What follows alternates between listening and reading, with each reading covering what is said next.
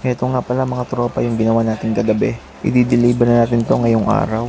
4 na bundle nga pala yung order sa atin ngayon. Papatila lang ako ng ulan tapos di-deliver ko na. So yan mga tropa, yan. Tila na yung ulan. Mag-deliver na tayo.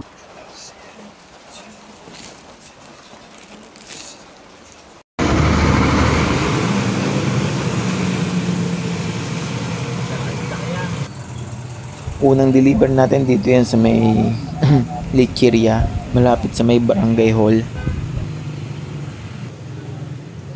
So yan mga tropa, na-deliver na natin. Punta naman tayo sa susunod natin di-deliveran.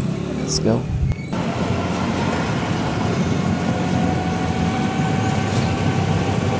Nandito na tayo sa susunod natin di-deliveran dito sa may Lumang Palengke. Shoutout nga pala sa may-ari ng tindahan. Napakabilis ng cropek namin dito. Ang 2 bundle dito tumatagal lang ng 2 days. Minsan 1 day nga lang. Pinakamatagal niya 3 days. Biruin nyo, kadi-deliver ko lang. Tinatanong agad niya kung kailan ang sunod. Ganun kabilis ang cropek dito. Kadi-deliver ko lang. Tinatanong agad niya kung kailan ulit ako magdi-deliver. Maraming salamat sa pag-order. Yan kay Ate Eva. Eva yata yung pangalan niya. Shoutout sa'yo ate.